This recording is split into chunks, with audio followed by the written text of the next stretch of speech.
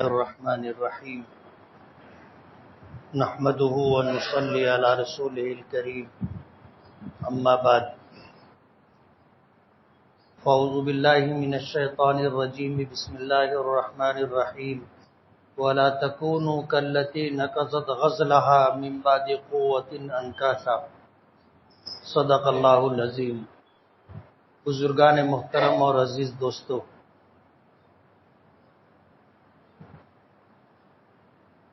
ایک وقت تھا کہ ہم لوگ رمضان کا انتظار کر رہے تھے، اور آج اس بات کا ہمیں علم ہے کہ رمضان آیا بھی اور رمضان گزر بھی گیا۔ خوش قسمت ہیں وہ لوگ جنہوں نے رمضان المبارک میں روزوں کا، تراویح کا اہتمام کیا۔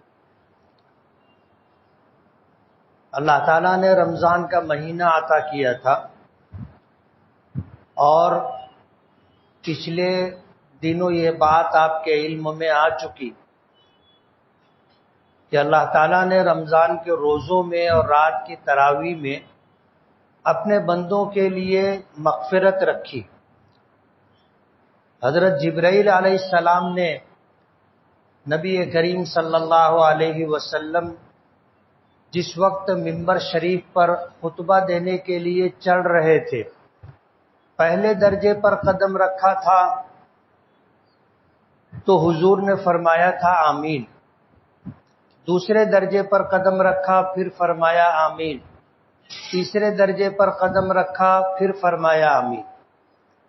صحابہ کرام جو نبی کریم صلی اللہ علیہ وسلم کے ایک ایک عمل کو دیکھتے تھے، سمجھتے تھے، اور اللہ نے انہیں اس بات کے لیے چن رکھا تھا کہ اپنے نبی کی ایک ایک ادا، ایک ایک بات، ایک ایک طریقے کو محفوظ کریں اور اسے امت تک پہنچائیں۔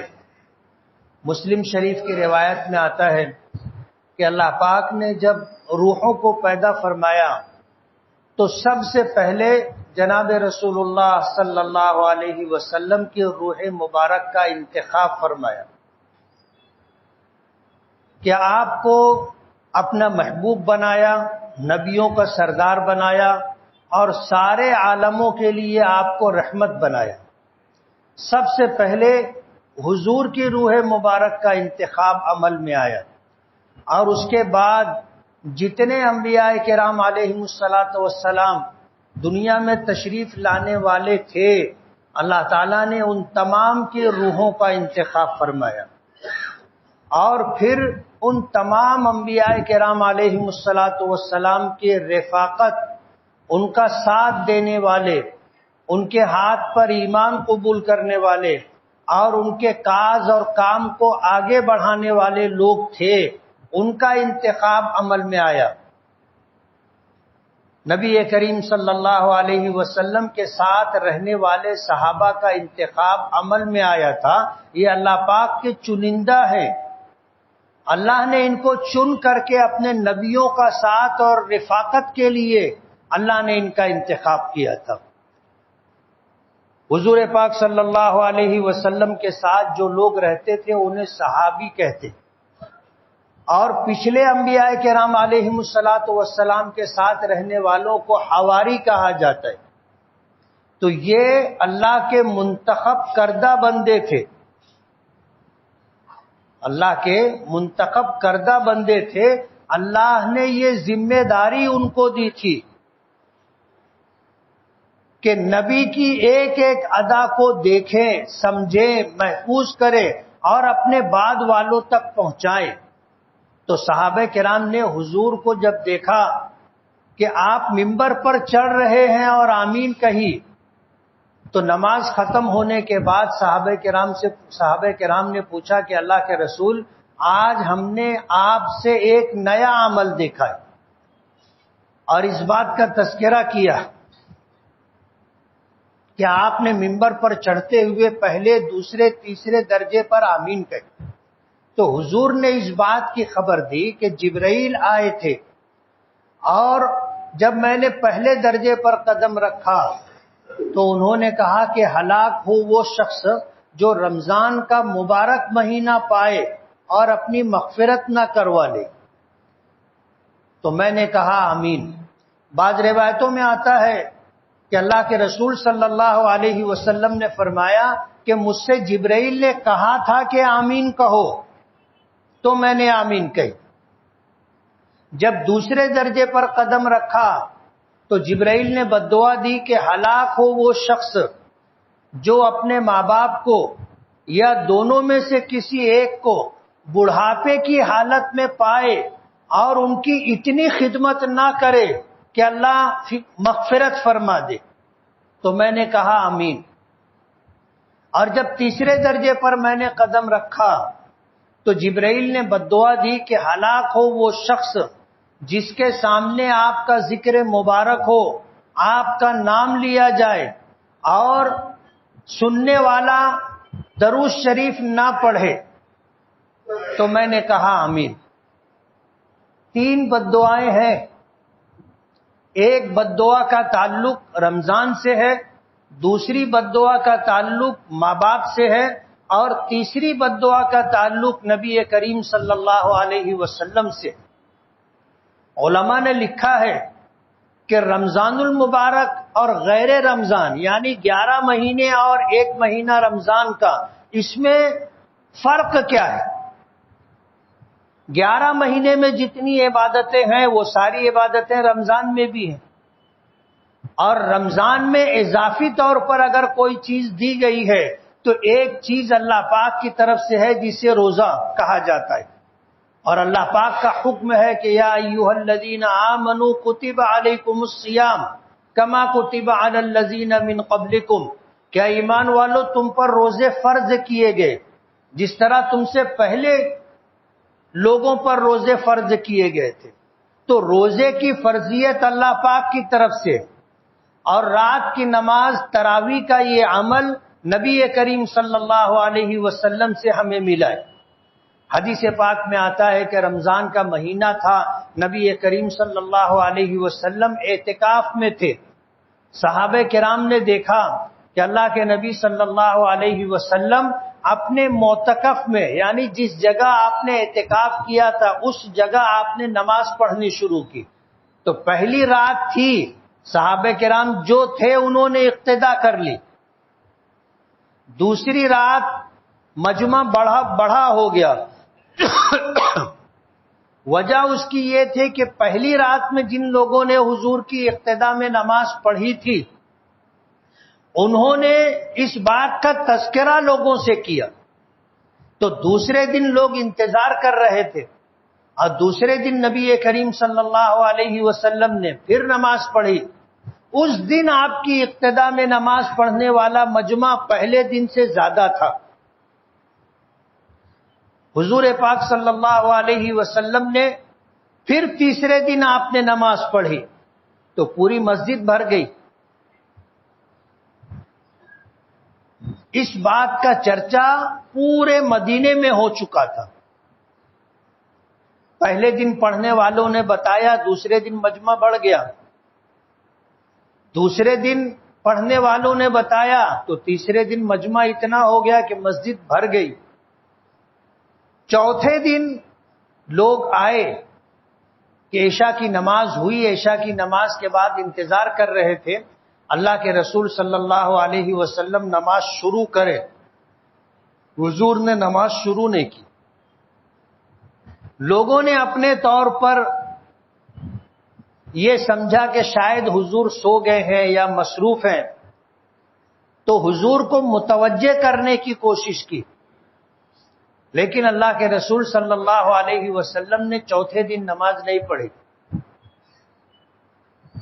لوگ انتظار کرتے کرتے چلے گئے۔ پھر حضور سے پوچھا دوسرے دن رات گزر جانے کے بعد دن میں پوچھا کہ اللہ کے رسول آپ نے 1 دن 2 دن 3 دن نماز پڑھائی اور پھر آپ نے چوتھے دن نہیں پڑھائی، تو حضور نے فرمایا کہ مجھے اندیشہ تھا کہ کہیں تم پر یہ نماز فرض نہ کر دی جائے، اس لیے میں نے رات میں پھر یہ نماز نہیں پڑھی۔ تو تراویح کی یہ نماز نبی کریم صلی اللہ علیہ وسلم سے منقول ہے۔ روزہ اللہ پاک کی طرف سے فرض کیا گیا اور تراویح کی یہ نماز ہمیں حضور کی طرف سے عطا ہوئی ہے، اسی لیے تراویح سنت ہے۔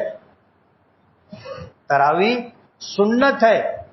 حضور پاک صلی اللہ علیہ وسلم نے 3 دن نماز تراویح ادا کی اور لوگوں نے آپ کی اقتدا کی، اور آپ نے پھر اس لیے اس عمل کو موقوف کر دیا کہ کہیں یہ امت پر فرض نہ کر دی جائے، تو اس کی سنیت باقی ہے۔ یہی وجہ ہے کہ حضرت عمر فاروق رضی اللہ تعالی عنہ کے زمانے تک لوگ اپنے اپنے طور پر تراویح پڑھا کرتے تھے، باجماعت نماز نہیں ہوتی تھی، اپنے اپنے طور پر لوگ رمضان میں دن میں روزہ رکھتے تھے، رات میں 20 رکعت تراویح پڑھا کرتے تھے۔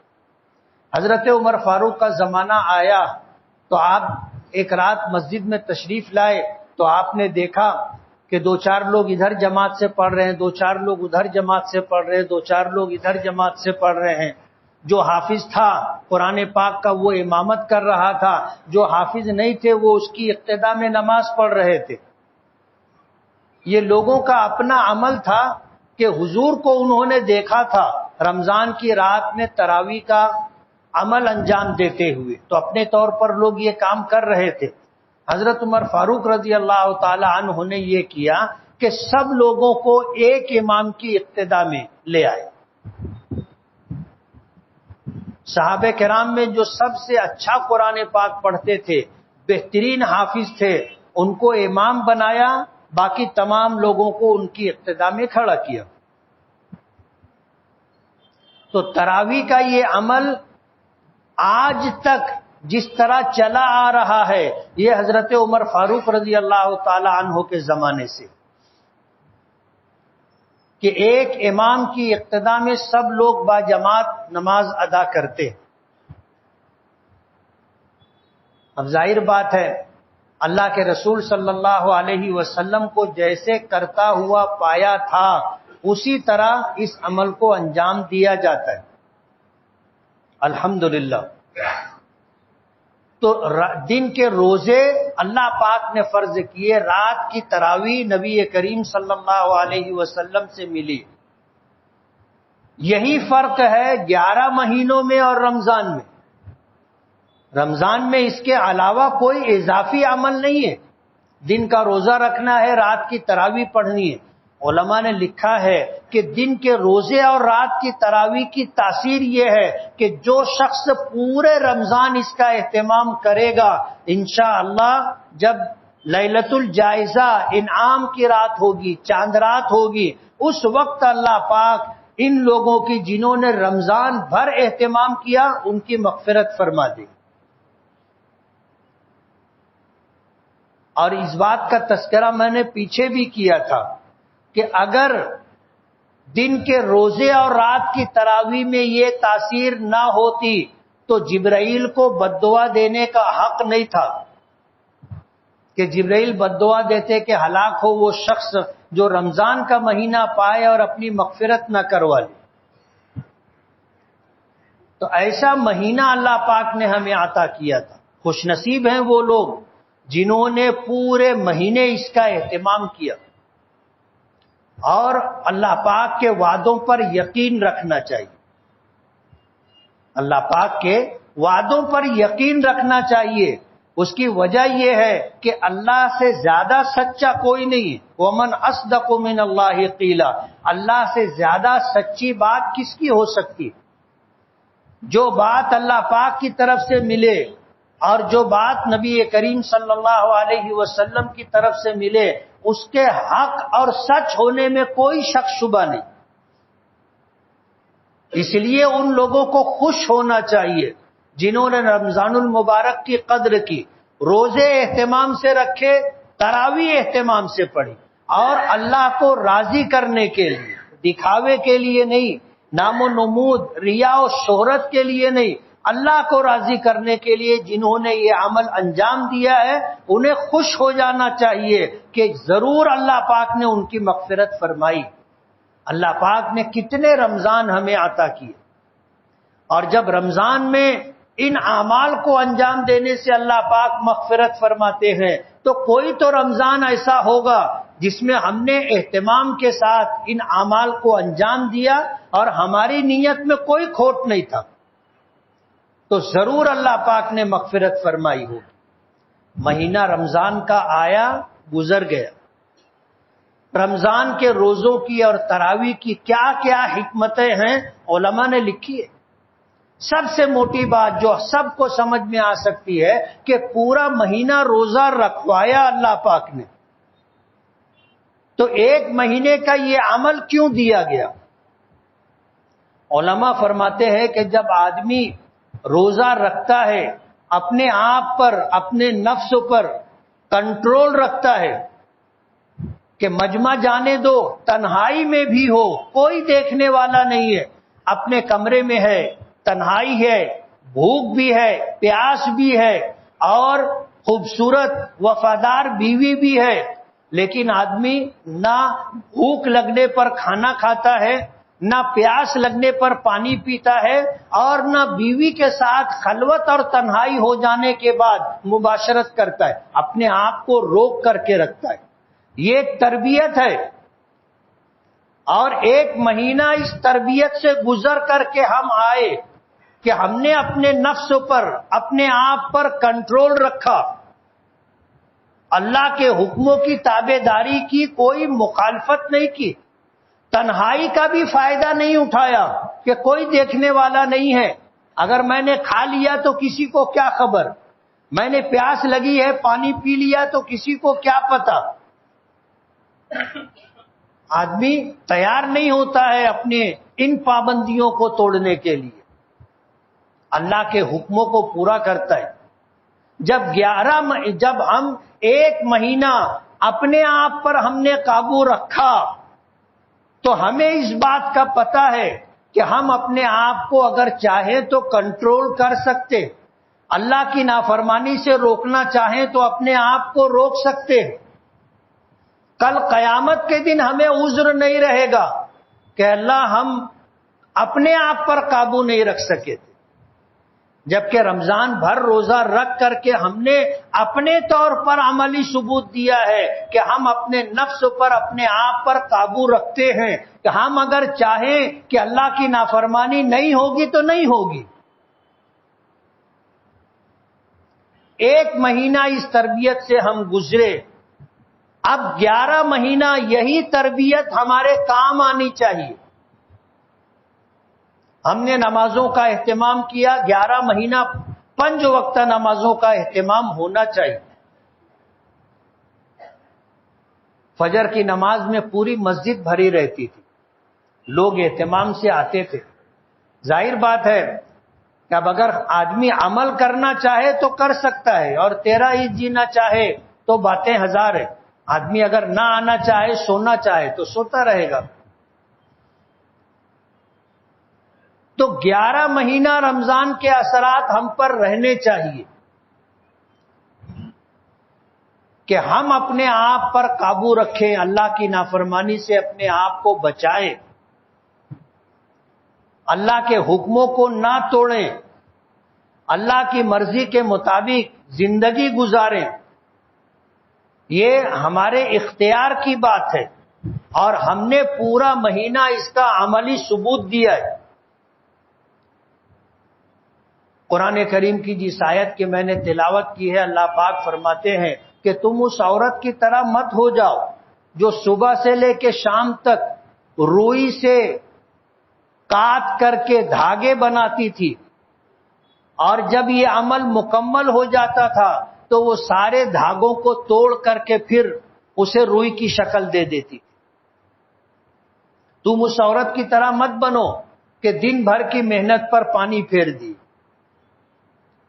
رمضان کا مہینہ اللہ پاک نے عطا کیا تھا، ہم نے روزے رکھے، تراویح پڑھی، ہم نے عملی ثبوت دیا کہ اللہ ہم تیرے تابعدار فرما بردار بندے ہیں۔